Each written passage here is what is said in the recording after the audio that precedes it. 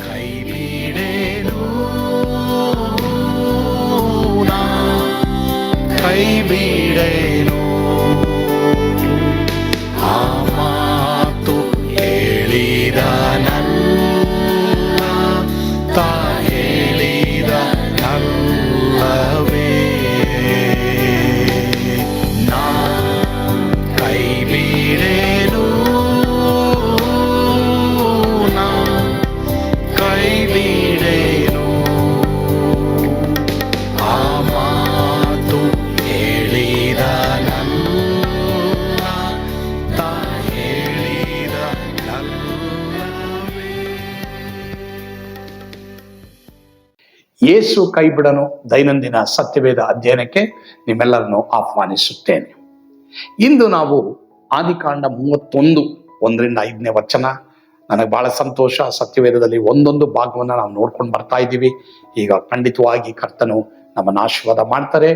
ಇಲ್ಲಿ ನಾವು ನೋಡ್ತೀವಿ, ಯಾಕೋಬನು ಸ್ವದೇಶಕ್ಕೆ ಓಡಿ ಬಂದದ್ದು, ಲಾಬಾನನ ಸಂಗಡ ಒಡಂಬಡಿಕೆ ಇವನು ಮಾಡ್ಕೊಳ್ತಾನೆ.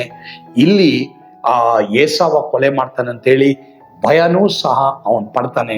ಅದನ್ನೆಲ್ಲ ಈ ಅಧ್ಯಾಯದಲ್ಲಿ ನಾವು ನೋಡೋದಕ್ಕೆ ಹೋಗ್ತೀವಿ. ಓದ್ಕೊಳ್ಳೋಣ ಇವಾಗ. ನಮ್ಮ ತಂದೆಯ ಆಸ್ತಿಯೆಲ್ಲ ಯಾಕೋಬನ ಪಾಲಾಯಿತು, ನಮ್ಮ ತಂದೆಯ ಆಸ್ತಿಯಿಂದಲೇ ಅವನಿಗೆ ಇಷ್ಟು ಐಶ್ವರ್ಯ ಉಂಟಾಯಿತು ಎಂಬುದಾಗಿ ಲಾಬಾನನ ಮಕ್ಕಳು ಹೇಳಿಕೊಳ್ಳುವ ಮಾತುಗಳು ಯಾಕೋಬನ ಕಿವಿಗೆ ಬಿದ್ದವು. ಇದಲ್ಲದೆ ಅವನು ಲಾಬಾನನ ಮುಖಭಾವವನ್ನು ನೋಡಿದಾಗ ಅದು ಮೊದಲಿದ್ದದಂತೆ ತೋರಲಿಲ್ಲ. ಮತ್ತು ಯೆಹೋವನು ಅವನಿಗೆ, ನಿನ್ನ ತಂದೆ ತಾತಂದಿರ ದೇಶಕ್ಕೂ ನಿನ್ನ ಬಂಧುಗಳ ಬಳಿಗೂ ತಿರುಗಿ ಹೋಗು, ನಾನು ನಿನ್ನೊಂದಿಗೆ ಇರುವೆನು ಎಂದು ಹೇಳಿದನು.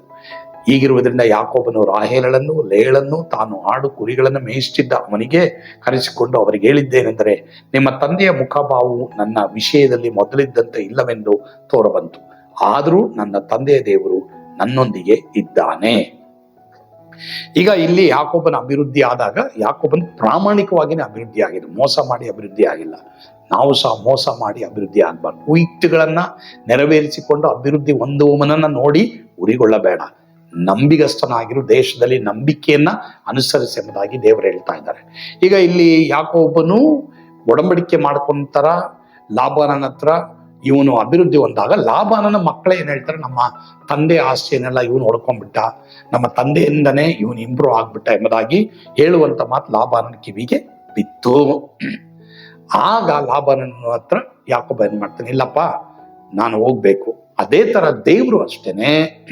ಸರಿ, ದೇವ್ರು ಜಗಳಕ್ಕೆ ಕಾರಣನಲ್ಲ. ಎಲ್ಲಿ ಜಗಳ ಇದೆಯೋ ಪ್ರಿಯ ದೇವ್ರ ಮಕ್ಕಳೇ, ದೇವ್ರ ಗೊತ್ತು ಯಾವ ಟೈಮಲ್ಲಿ ನಿನ್ನ ಸಪರೇಟ್ ಮಾಡ್ಬೇಕು. ಅಲ್ಲಿವರೆಗೂ ನಂಬಿಗಸ್ತನಾಗಿರು. ಎಷ್ಟೋ ಜನ ತಾವೇ ಸಪರೇಟ್ ಆಗಿ ಕಡೆಗೆ ಕಷ್ಟಪಡ್ತಾರೋರು ಎಷ್ಟೋ ಜನ ಉಂಟು. ದೇವರೇ ನಮ್ಮನ್ನ ಸಪರೇಟ್ ಮಾಡುವಾಗ ದೇವ್ರು ನಮ್ಮನ್ನ ಅಭಿವೃದ್ಧಿ ಪಡಿಸ್ತಾರೆ. ಆದರೆ ನಂಬಿಗಸ್ತರಾಗಿದ್ದು ಸಪರೇಟ್ ಆಗ್ರಿ, ಅಪನಂಬಿಗಸ್ತರಾಗಿದ್ದು ಸಪರೇಟ್ ಆಗಬೇಡಿ. ಯಾಕಂದ್ರೆ ಅಪನಂಬಿಗಸ್ತನಾಗಿದ್ರು ಸಹ ಅದ್ರ ಫಲ ಅನುಭವಿಸ್ಲೇಬೇಕು. ನಂಬಿಗಸ್ತರಾಗಿದ್ರೆ ಅದ್ರ ಫಲ ಅನುಭವಿಸ್ತೀವಿ ನಾವು. ನಂಬಿಗಸ್ತನು ಆಶೀರ್ವಾದ ಪೂರ್ಣನಾಗುವನೆಂಬುದಾಗಿ ಬರೆಯಲ್ಪಟ್ಟಿದೆ. ಈಗ ದೇವರು ಅವನೊಂದಿಗೆ ಮಾತಾಡ್ತಾರೆ, ಯಾಕೊಬ್ಬ ಭಯ ಪಡ್ಬೇಡ, ನಿನ್ನ ಮಾವ ಲಾಬಾನನ ಮುಖ ಮೊದಲಿದ್ದಂಗೆ ಇಲ್ಲ, ಸರಿ ವರಿ ಮಾಡಬೇಡ, ನೀನ್ ನಂಬಿಗಸ್ತನಾಗಿ 20 ವರ್ಷ ಕೆಲಸ ಮಾಡಿದ್ರಿಂದ ಈಗ ನೀನ್ ಸಪ್ರೇಟ್ ಆಗ್ಬೇಕು. ನಾನು ಮೊದಲೇ ನಿನ್ ತಂದೆ ಮನೆಗೆ ಹೋಗಕ್ ಕೇಳಿದ್ದೆ, ಲಾಬಾನ ನಿನ್ ಜೊತೆ ಇಲ್ಲದೆ ಹೋದ್ರು ನಾನ್ ನಿನ್ ಜೊತೆ ಇರ್ತೀನಿ ಅಂದ್ರು. ಪ್ರಿಯ ದೇವರ ಮಕ್ಕಳೇ, ಆಗ ಇಲ್ಲಿ ಯಾಕೋಬನ್ ಏನ್ ಮಾಡ್ತಾನೆ, ತನ್ನ ಹೆಂಡತಿ ಮಕ್ಕಳು ದಾಸಿಯರಿಗೆಲ್ಲ ಹೇಳ್ತಾನೆ.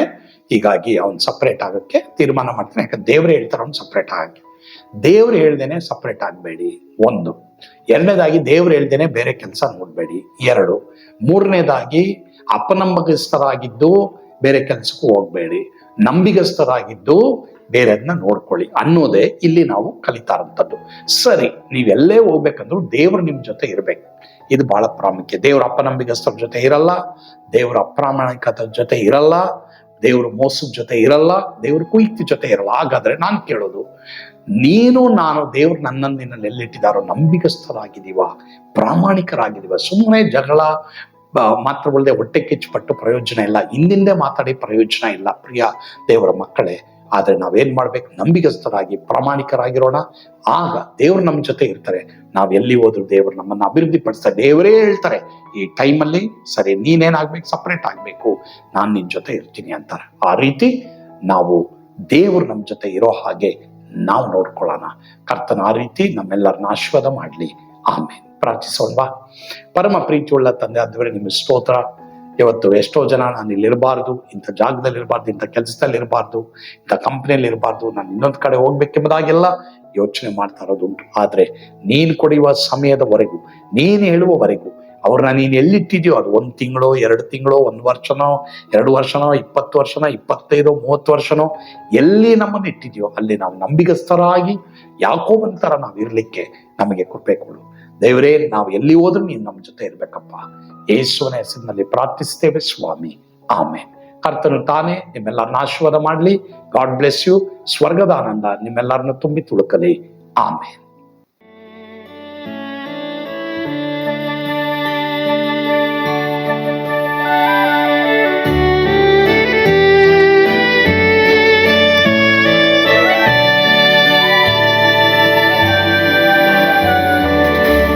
ಎಂಥ ಅದ್ಭುತವಾದ ದಿನ, ನಾನೆಂದಿಗೂ ಮರೆಯೇನು.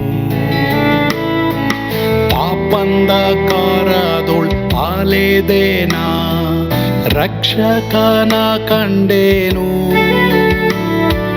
ಕೋಮಲ ಕರುಣೆಯುಳ್ಳ ಯೇಸು ಎನ್ ಕೊರತೆ ನೀಗಿದ.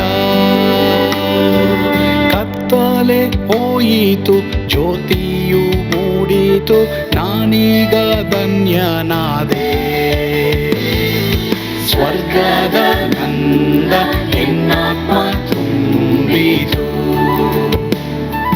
ಶಿಲುಬೆನಾಥ ಎನ್ ಸ್ವಸ್ಥ ಕೈದನು. ಎನ್ ಪಾಪ ತೋಳೆದ, ಈರುಳ ದಿನಕ್ಕೆ ತಿರುಗಿದ.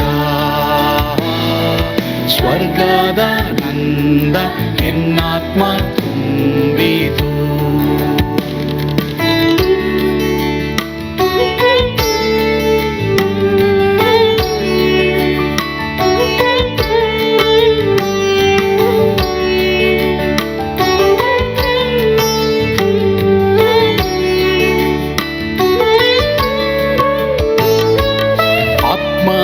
ನೂತನ ಜನ್ಮದಿಂದ ದೇವಪುತ್ರನಾದೇನು.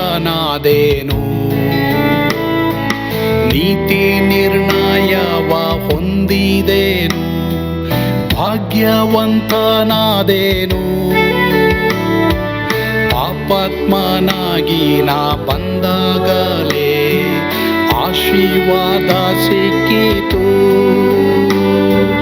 ಕೃಪೆಯ ಮೂಲವೇ ರಕ್ಷಣೆ ಹೊಂದಿದೆ, ಸುನಾಮ ಕೊಂಡಾಡುವೆ. ಸ್ವರ್ಗದ ನಂದ ಎನ್ನಾತ್ಮ ತುಂಬಿತು. ಶಿಲುಬೆನಾಥ ಎನ್ ಸ್ವಸ್ಥ ಕೈದನು. ಎನ್ ಪಾಪ ತೋಳೆದ, ಈರುಳ ದಿನಕ್ಕೆ ತಿರುಗಿದ. ಸ್ವರ್ಗದ ನಂದ ಎನ್ನಾತ್ಮ ತುಂಬಿತು.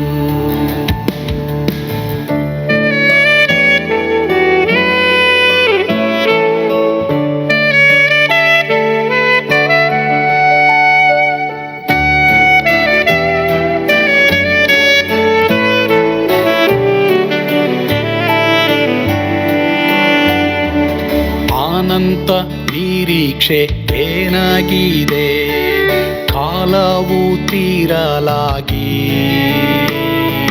ಸ್ವರ್ಗದ ಭವ್ಯ ಬಿಡಾರದಲ್ಲಿ ನಿತ್ಯವಾಗಿ ಇರುವೆ.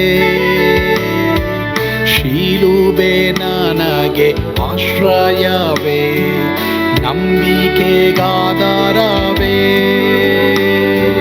ನಿತ್ಯ ಐಶ್ವರ್ಯವ ದಿವ್ಯಾಶೀರ್ವಾದವ ಕರ್ತ ಇವನೇ ನಗೆ.